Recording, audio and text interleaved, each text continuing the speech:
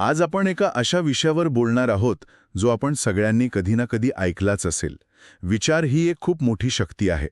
आता हे वाक्य ऐकायला खूप सोपं वाटतं, कुठल्या तरी प्रेरणादायी पुस्तकातलं वाटतं. पण मनात एक प्रश्न येतोच की ही खरंच एक शक्ती आहे की फक्त स्वतःला चांगलं वाटण्यासाठी वापरलेली एक कल्पना. बरोबर. आणि म्हणूनच आजची आपली चर्चा नेहमीपेक्षा थोडी वेगळी आहे. आपण या दाव्याची सत्यता पडताळून पाहणार आहोत. म्हणजे आपल्याकडे एक भाषण आणि त्यावर आधारित काही नोंदी आहेत, ज्यात हा विषय केवळ तात्विक पातळीवर नाही, तर त्याला वैज्ञानिक आणि ऐतिहासिक पुरावे पण दिले आहेत. अच्छा. तर आजचा आपला उद्देश हा आहे की मनात येऊन जाणारे विचार खरंच आपलं वास्तव बदलू शकतात का, की हा निव्वळ एक मानसिक दिलासा आहे. चला याचा जरा मुळापासून शोध घेऊया. उत्तम. मग सुरुवात करूया स्रोताच्या मूळ व्याख्येपासून. यात असं म्हटलंय की विचार म्हणजे केवळ डोक्यात येऊन जाणारी कल्पना नाही, तर ती एक ऊर्जा आहे, एक दिशा आहे. कोणत्याही कृतीची ती पहिली ठिणगी आहे. याला सोपं करण्यासाठी एक उदाहरण दिलंय. समजा दोन व्यक्ती एकाच आर्थिक संकटात सापडल्या आहेत. हो. पहिला व्यक्ती विचार करतो, माझं नशीबच फुटलंय, आता काही खरं नाही, सगळं संपलं. तर दुसरा व्यक्ती त्याच परिस्थितीत विचार करतो, ठीक आहे, परिस्थिती कठीण आहे, पण मी यातून बाहेर पडण्यासाठी काहीतरी मार्ग नक्कीच काढेन. इथेच सगळा खेळ आहे.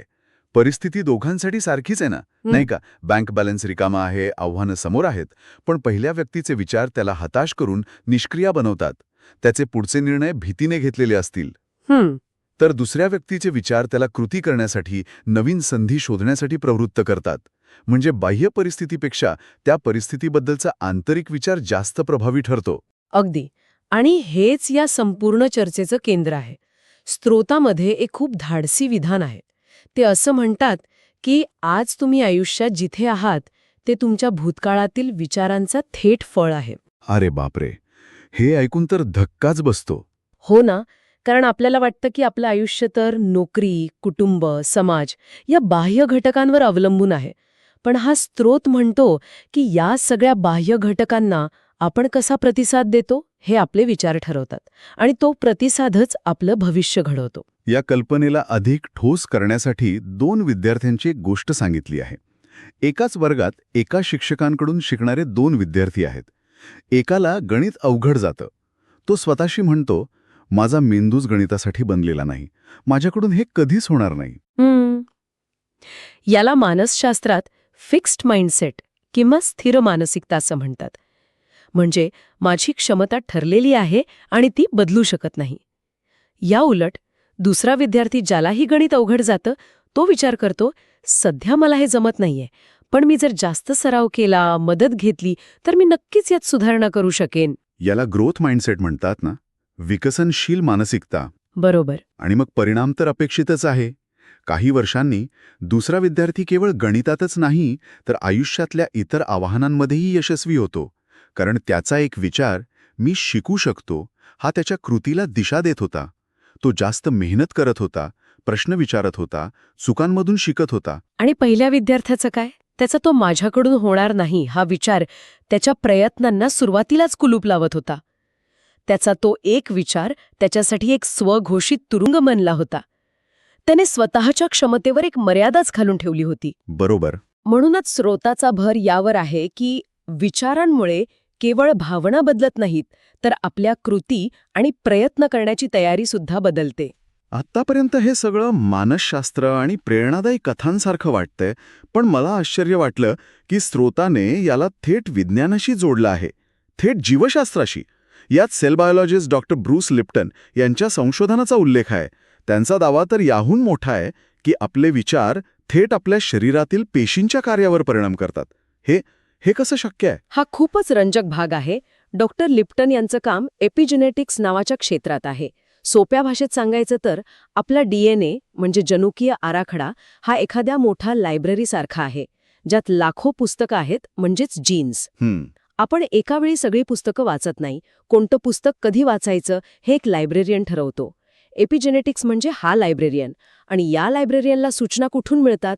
तर आपल्या मेंदूतून, आपल्या पर्यावरणाच्या आकलनातून, म्हणजेच आपल्या विचारांमधून. एक मिनिट, म्हणजे माझे विचार माझ्या पेशींसाठी सूचना म्हणून काम करतात.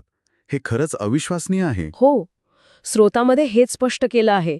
जेव्हा आपण सतत भीती, ताण किंवा राग यांसारखे नकारात्मक विचार करतो तेव्हा आपला मेंदू शरीराला धोक्याचा सिग्नल पाठवतो. या सिग्नलमुळे शरीरात कॉर्टिसॉल सारखे स्ट्रेस हॉर्मोन्स तयार होतात. हे हॉर्मोन्स फाईट ऑर फ्लाईट म्हणजे लढा किंवा पळा या स्थितीसाठी आवश्यक असतात. पण याचा एक दुष्परिणाम होतो. तो काय? शरीर आपली सगळी ऊर्जा त्या तात्काळ धोक्याचा सामना करण्यासाठी वापरू लागतं. त्यामुळे शरीराच्या इतर महत्त्वाच्या प्रक्रिया जसं की रोगप्रतिकारक शक्ती, पचनक्रिया आणि पेशींची दुरुस्ती त्या थांबतात. हो, त्या तात्पुरत्या थांबवल्या जातात किंवा मंदावल्या जातात. कारण शरीरासाठी त्या क्षणी दीर्घकालीन आरोग्य ही प्राथमिकता नसते, तर जीव वाचवणं महत्त्वाचं असतं. म्हणूनच सततच्या ताणामुळे शरीर आतून कमजोर होत जातं. आणि या उलट जेव्हा मनात आशा, प्रेम, शांतता असे सकारात्मक विचार असतात तेव्हा काय होतं? तेव्हा मेंदू शरीराला सुरक्षितेचा सिग्नल पाठवतो. मग शरीर रेस्ट अँड डायजेस्ट म्हणजे आराम आणि दुरुस्ती या मोडमध्ये जातं. मग शरीरातील ऊर्जा रोगप्रतिकारक शक्ती वाढवण्यासाठी, पेशींची झीज भरून काढण्यासाठी वापरली जाते. यालाच हीलिंग रिस्पॉन्स म्हणतात. म्हणजे आपले विचार आपल्या शरीराची अंतर्गत केमिस्ट्री अक्षरशः बदलू शकतात. तर मग याच जैविक दुव्यामुळे प्लॅसिबो इफेक्ट काम करतो, बरोबर? स्रोतामध्ये याचाही उल्लेख आहे. लोकांना साखरेची गोळी देऊन हे प्रभावी औषध आहे असं सांगितलं जातं आणि तरीही त्यांची तब्येत सुधारते. अगदी बरोबर. कारण त्या व्यक्तीचा विश्वास, त्याचा हे औषध काम करणार हा विचार त्याच्या मेंदूला शरीराची नैसर्गिक उपचार शक्ती कार्यान्वित करण्याचे आदेश देतो. मेंदू मग एंडॉर्फिनसारखी नैसर्गिक वेदनाशामक रसायनं तयार करतो. ती साखरेची गोळी केवळ त्या विश्वासाला चालना देणारा एक ट्रिगर असते. खरी शक्ती त्या विचारात असते. असं तर म्हणलं नसेल की तुटलेलं हाड केवळ विचाराने जोडू शकतं? नाही, अजिबात नाही. आणि हा मुद्दा स्पष्ट करणं खूप महत्वाचं आहे. स्त्रोत कुठेही चमत्कारांबद्दल बोलत नाही. प्लॅसिबो इफेक्ट त्या प्रणालींवर काम करतो ज्यावर मेंदूचं थेट नियंत्रण आहे, जसं की वेदनेची जाणीव, हार्मोन्सचं संतुलन, रोगप्रतिकार शक्ती. तो शारीरिक वास्तवाला बदलत नाही, म्हणजे तुटलेलं हाड जोडण्यासाठी डॉक्टरच लागतील. पण वेदना सहन करण्याची शक्ती आणि जखम भरून येण्याचा वेग? हो, यावर विचारांचा नक्कीच परिणाम होऊ शकतो. ही जादू नाही, हे शुद्ध जीवशास्त्र आहे. ठीक आहे, हे स्पष्टीकरण महत्वाचं होतं. म्हणजे आपले विचार आपल्या आंतरिक जीवशास्त्रावर परिणाम करू शकतात हे अविश्वसनीय आहे. पण बाह्य जगाचं काय? जिथे गोष्टी आपल्या नियंत्रणात नसतात तिथे विचारांची शक्ती कशी काम करते?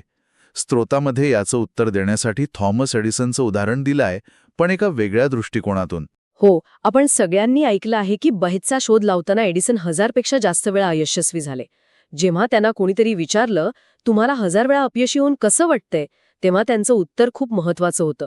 ते म्हणाले, मी 1000 वेळा अपयशी झालो नाही, तर मी असे 1000 मार्ग यशस्वीपणे शोधून काढले आहेत ज्यांनी बल्ब बनत नाही. हे उत्तर आपण ऐकलं आहे, पण स्त्रोत याच्याही पुढे जाऊन याचं विश्लेषण करतो. बरोबर. मुद्दा केवळ सकारात्मक बोलण्याचा नाहीये. खरं तर एडिसनने अपयश या शब्दाची स्वतःसाठी व्याख्याच बदलली होती. त्यांच्यासाठी प्रत्येक अयशस्वी प्रयोग हा एक भावनिक धक्का नव्हता, तर तो एक डेटा पॉइंट होता. हे काम नाही केलं याचा अर्थ मला नवीन माहिती मिळाली. वाव! ही केवळ सकारात्मकता नाही, तर ही एक पूर्णपणे वेगळी ऑपरेटिंग सिस्टीम आहे, जिथे अपयश ही संकल्पनाच अस्तित्वात नाही. त्यामुळेच त्यांच्यासाठी पुढचा प्रयत्न करणं हे प्रचंड इच्छाशक्तीचं काम नव्हतं, तर एक स्वाभाविक आणि तार्किक पुढचं पाऊल होतं. वा! म्हणजे विचारांनी त्यांनी अपयशाला माहिती संग्रहात रूपांतरित केलं. हा दृष्टिकोन सगळा खेळ बदलतो. मग या सगळ्या उदाहरणांना एकत्र जोडून स्त्रोतामध्ये एक सोपी पण प्रभावी साखळी मांडली, नाही का? हो, ती साखळी अशी आहे: विचार, मग भावना, मग कृती, मग सवय आणि मग आयुष्य. हे खूपच सरळ मॉडेल आहे. स्त्रोत असं सांगतो की बहुतेक लोक आपलं आयुष्य किंवा आपल्या सवयी थेट बदलण्याचा प्रयत्न करतात, जे खूप कठीण आहे. हे नदीचा प्रवाह समुद्राजवळ बदलण्यासारखा आहे. पण हा स्त्रोत म्हणतो की नदीच्या उगमापाशी जा, म्हणजे तुमच्या विचारांपाशी. जर तुम्ही तुमचा मूळ विचार बदलला तर भावना, कृती, सवय आणि अखेरीस आयुष्य आपोआप बदलत जाईल. याचं एखादं उदाहरण देता येईल का? नक्कीच. समजा एका व्यक्तीचा विचार आहे, मी लठ्ठ आणि आळसी आहे. या विचारामुळे त्याच्या मनात निराशा आणि मरगळ म्हणजे भावना निर्माण होईल. त्यामुळे तो व्यायाम टाळेल किंवा जंक फूड खाईल. ही झाली कृती. ही कृती रोज केल्याने ती त्याची सवय बनेल.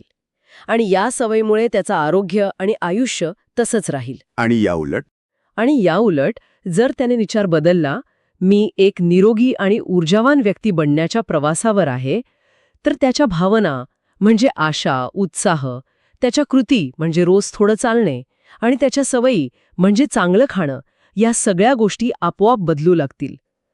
पहिली कडी बदलली की संपूर्ण साखळी बदलते. ठीक आहे, हे पटतंय. पण मग सर्वात मोठा प्रश्न येतो, हे विचार बदलायचे कसे? कारण विचार तर मनात आपोआप येतात. त्यावर नियंत्रण ठेवणं खूप कठीण वाटतं. आणि म्हणूनच स्रोताच्या शेवटच्या भागात यावर काही व्यावहारिक उपाय दिले आहेत. हे काही रॉकेट सायन्स नाही, पण रोजच्या जगण्यात वापरता येण्यासारखे 5 मार्ग सांगितले आहेत. पहिला उपाय आहे सकाळी उठल्यावर स्वतःशी सकारात्मक बोलणे किंवा एक चांगला विचार मनात आणणे.